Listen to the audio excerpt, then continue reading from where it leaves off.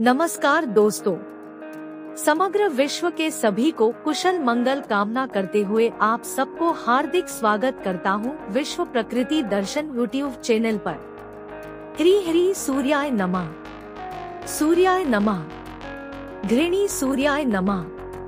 जी दोस्तों, तो आप समझ ही गए होंगे कि आज आप सबके साथ हमारे महापर्व छठ पर्व से जुड़ी कुछ खास बातें साझा करेंगे। तो चलिए अंत तक जरूर बने रहिए, प्रेम से बोलिए जय भगवान सूर्य देव की जय, जय छठी मैया की। गेहूं के ठेकुआ, चावल के लड्डू, खीर, अनानास, नींबू और कद्दू, छठी मैया हर मनोकामना पूरा करे। द्वार से दुआरे लड्डू बांटे, जय छठी मैया। मंदिर की घंटी, आरती की थाली, नदी के किनारे सूरज की लाली, जिंदगी में आए खुशियों की बहार, शुभ हो सदा छठ का त्योहार। छठ एक हिंदू त्योहार है जो सूर्य देव की पूजा को समर्पित है, जिन्हें सूर्य देव के नाम से भी जाना जाता है। यह त्योहार आमतौर पर दिवाली के 6 दिन बाद होता है। हिंदू चंद्र माह कार्तिक के शुक्ल पक्ष के छठे दिन पड़ता है, इसलिए इसे सूर्य षष्ठी व्रत भी कहा जाता है। देवी प्रकृति के छठे रूप और भगवान सूर्य की बहन छठी मैया को त्योहार की देवी के रूप में पूजा जाता है। यह दीपावली के 6 दिन बाद हिंदू कैलेंडर विक्रम संवत में कार्तिक अक्टूबर से नवंबर के चंद्र महीने के छठे दिन मनाया जाता है। अनुष्ठान 4 दिनों तक मनाया जाता है। इनमें पवित्र स्नान, उपवास और पीने के पानी, व्रत से परहेज करना, पानी में खड़ा होना और डूबते और उगते सूर्य को प्रसाद, प्रार्थना प्रसाद और अर्घ्य अर्पण करना शामिल है। कुछ भक्त नदी के किनारे जाते समय साष्टांग प्रणाम करते करते भी जाते हैं। पर्यावरणविदों ने दावा किया है कि छठ का त्योहार दुनिया के सबसे पर्यावरण अनुकूल धार्मिक त्योहारों में से एक है। सभी भक्त समान प्रकार के प्रसाद तैयार करते हैं। हालांकि यह त्योहार नेपाल के तराई क्षेत्र और भारतीय राज्यों बिहार, उत्तर प्रदेश, पश्चिम बंगाल और झारखंड में सबसे व्यापक रूप से मनाया जाता है। छठ पूजा भगवान सूर्य को समर्पित है। सूर्य का प्रकाश हर एक प्राणी को समान रूप से मिलता है और पृथ्वी पर सभी प्राणियों के जीवन का आधार है। इस दिन सूर्य देव के साथ साथ छठी मैया की भी पूजा की जाती है। वैदिक ज्योतिष के अनुसार छठी मैया या छठी माता बच्चों को बीमारियों और समस्याओं से बचाती है और उन्हें लंबी उम्र और अच्छा स्वास्थ्य देती है। किंवदंतियों के अनुसार छठ पूजा प्रारंभिक वैदिक काल से चली आ रही है, जहां ऋषियों ने कई दिनों तक उपवास करते थे और ऋग्वेद के मंत्रों के साथ पूजा करते थे। ऐसा माना जाता है कि छठ पूजा भगवान सूर्य के पुत्र और अंग देश के राजा कर्ण द्वारा भी की गई थी, जो बिहार में आधुनिक भागलपुर है। एक अन्य किंवदंती के अनुसार पांडवों और द्रौपदी ने भी अपने जीवन में बाधाओं को दूर करने और अपने खोए हुए राज्य को वापस पाने के लिए पूजा की थी। पूर्वांचल के लोगों के लिए छठ पूजा को एक महापर्व माना जाता है। छठ साल में 2 बार मनाया जाता है। चैती छठ यह विक्रम संवत के चैत्र माह में मनाया जाता है। कार्तिक छठ यह विक्रम संवत के कार्तिक माह में बहुत बड़े पैमाने पर मनाया जाता है। छठ पूजा 4 दिनों तक चलने वाला सामूहिक लोक पर्व है। इसकी शुरुआत कार्तिक शुक्ल चतुर्थी से होती है और समापन कार्तिक शुक्ल सप्तमी को होता है। नहाए खाए पहला दिन, यह छठ पूजा का पहला दिन है। पर्वैतिन अनुवादित संस्कृत पर्व से, जिसका अर्थ है अवसर या त्योहार, को पवित्र स्नान करना चाहिए, जिसके बाद पूरे घर, उसके आसपास और घाट तक जाने वाले रास्तों को अच्छी तरह से साफ किया जाता है।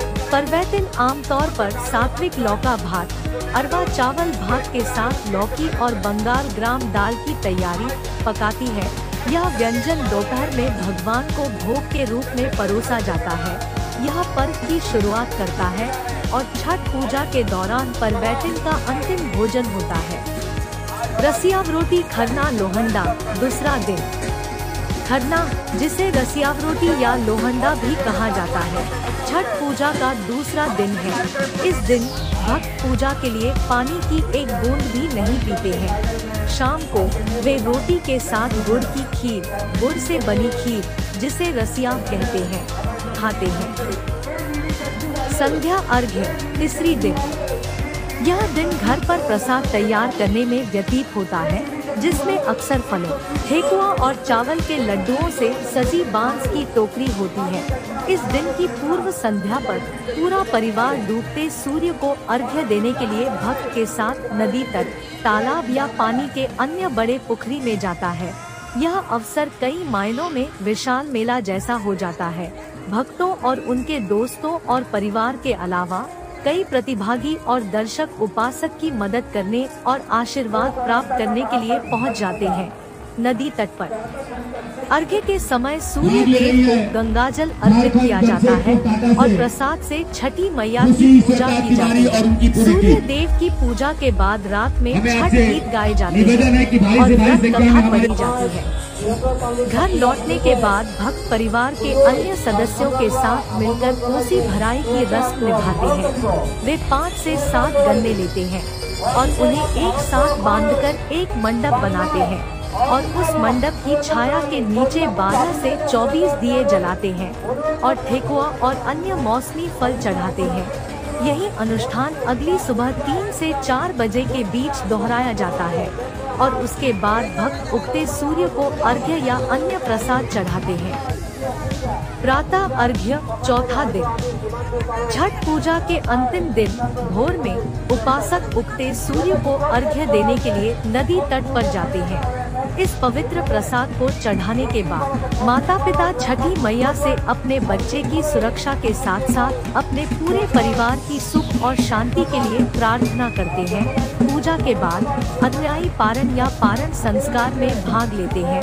थोड़ी मात्रा में प्रसाद और पानी के साथ अपना उपवास तोड़ते हैं। यह संस्कार पारिवारिक कल्याण और दैवीय अनुग्रह के बीच संबंध पर जोर देता है। श्रद्धा पूर्ण धन्यवाद और आध्यात्मिक भावना के प्रतीक के रूप में कार्य करते हैं। प्रसाद में ठेकुआ, खजूरियाँ, टिकरी, कसार और फल, मुख्य रूप से गन्ना, मौसमी, नारियल, केला और कई मौसमी फल शामिल हैं, जो बांस की छोटी टोकरियों में चढ़ाए जाते हैं।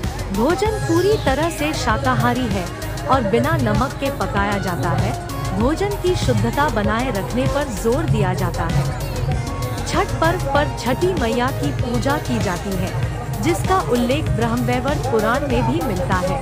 ऐसा कहा जाता है कि छठ पूजा की शुरुआत पवित्र शहर वाराणसी में गढ़वाल वंश द्वारा की गई थी। मुंगेर क्षेत्र में यह त्योहार सीता मनपत्थर, सीता चरण, सीता के नक्शेकदम से जुड़े होने के लिए जाना जाता है। छठ पर्व को लेकर मुंगेर में गंगा के बीच एक शिलाखंड पर स्थित सीताचरण मंदिर लोक आस्था का प्रमुख केंद्र है। ऐसा माना जाता है कि देवी सीता ने मुंगेर में छठ पर्व किया था। इस घटना के बाद से ही छठ पर्व की शुरुआत हुई। यही कारण है कि छठ महापर्व मुंगेर और बेगूसराय में बड़े धूमधाम से मनाया जाता है। कुछ अन्य कथा के अनुसार प्रथम मनु स्वयंभू के पुत्र राजा प्रियव्रत बहुत दुखी थे क्योंकि उनकी कोई संतान नहीं थी। महर्षि कश्यप ने उन्हें यज्ञ करने के लिए कहा। महर्षि के आदेशानुसार उन्होंने पुत्र प्राप्ति के लिए यज्ञ किया। इसके बाद रानी मालिनी ने एक पुत्र को जन्म दिया, लेकिन दुर्भाग्य से वह शिशु मृत पैदा हुआ। इससे राजा और उसका परिवार बहुत दुखी हुआ। तब माता षष्ठी स्वयं आकाश में प्रकट हुई। जब राजा ने उनसे प्रार्थना की तो उन्होंने कहा, मैं देवी पार्वती का छठा रूप छठी मैया हूँ। मैं दुनिया के सभी बच्चों की रक्षा करती हूँ और सभी निःसंतान माता पिता को संतान का आशीर्वाद देती हूँ। इसके बाद देवी ने उस निर्जीव बालक को अपने हाथों से आशीर्वाद दिया, जिससे वह जीवित हो गया। राजा देवी की कृपा के लिए बहुत आभारी था और उसने षष्ठी देवी की पूजा की। ऐसा माना जाता है कि इस पूजा के बाद यह त्योहार विश्वव्यापी उत्सव बन गया। छठ का उल्लेख दोनों प्रमुख भारतीय महाकाव्यों में किया गया है। रामायण में जब राम और सीता अयोध्या लौटे तो लोगों ने दीपावली मनाई और इसके छठे दिन राम का राज्य की स्थापना हुई। इस दिन राम और सीता ने व्रत रखा था और सीता द्वारा सूर्य षष्ठी छठ पूजा की गई थी, इसलिए उन्हें लव और कुश अपने पुत्रों के रूप में प्राप्त हुए। जबकि महाभारत में लाक्षागृह से भागने के बाद कुंती ने छठ पूजा की थी। यह भी माना जाता है कि सूर्य और कुंती के पुत्र कर्ण का जन्म कुंती द्वारा छठ पूजा करने के बाद हुआ था। यह भी कहा जाता है कि द्रौपदी ने पांडवों के लिए कुरुक्षेत्र युद्ध जीतने के लिए पूजा की थी। तो दोस्तों, आप सबके आशीर्वाद से छठ महापर्व से जुड़ी कुछ खास बातें मेरे जानकारी के अनुसार आप सब से साझा किया। कुछ गलतियों हुई तो जरूर कमेंट में वार्ताएं और कुछ अच्छा लगा तो जरूर लाइक शेयर कमेंट करें। और हाँ, आप सबके आशीर्वाद हमें उत्साहित प्रेरित करता रहता है, तो आशा एवं कामना करता हूँ कि सब्सक्राइब जरूर करेंगे। छठ पर्व के इस पावन अवसर पर कामना एवं प्रार्थना करता हूँ कि छठ मैया के परम मंगलकारी आशीर्वाद से आप सबके जीवन शांतिमय, सुखमय, मंगलमय हो। इसी कामनाओं के साथ आज के ये छोटी सी प्रयास समाप्त करता हूँ।